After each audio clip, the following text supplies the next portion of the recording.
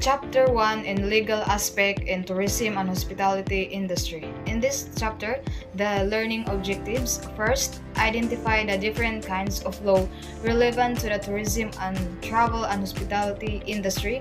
Second, explain the concept of tourism law. Third, enumerate important sources of tourism law. Then lastly, give examples of application of tourism law. So first, we're going to define what is law. A law is a rule of conduct developed by the government or society over a certain territory. Law follows certain practices and customs in order to deal with crime, business, social relationships, property, finance, and etc.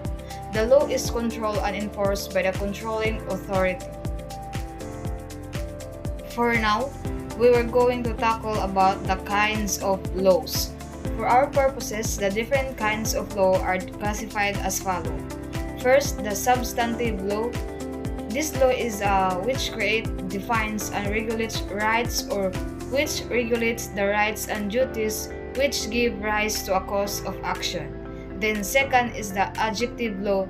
This is a law which provides the method of aiding and protecting certain rights. Then, let us all tackle about the general or public law. Is a law which applies to all of the people of the state or to all of a particular class of persons in the state with equal force and obligation. Example, criminal law, international law, and political law. A criminal law is a dealing with crimes and their punishment as well as the procedure for that purpose. Then the international law, body of rules or principles of action governing the relations between states. Then the political law, a law regulating the relations sustained by the inhabitants of a territory to the sovereign. Then second, the special or private law, a law which relates to a particular person or things of a class. Example, civil law, maritime law, mercantile law.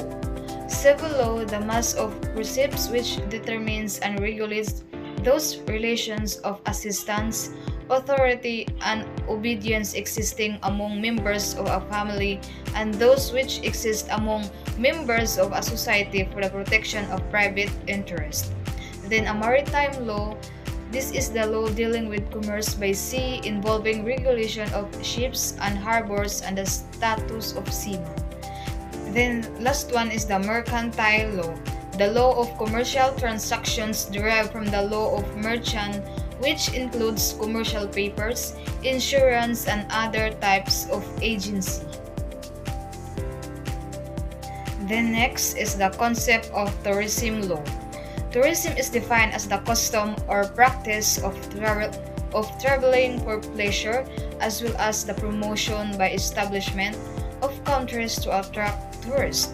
The World Tourism Organization defines tourism as the activities of persons traveling to and stay in places outside their usual environment for not more than one consecutive year for leisure, business, and other purposes.